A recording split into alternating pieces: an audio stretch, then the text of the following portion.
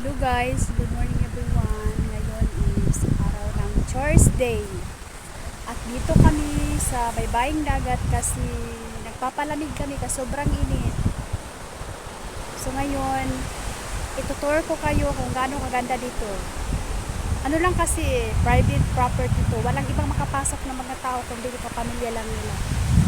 Let's go guys! Ayan guys.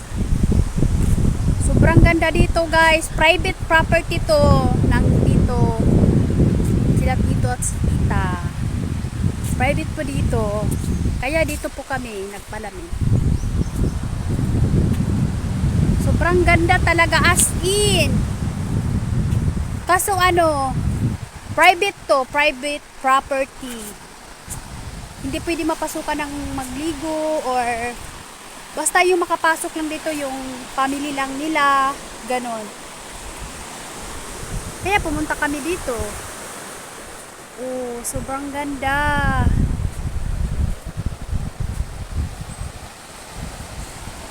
Oh, tingnan mo naman.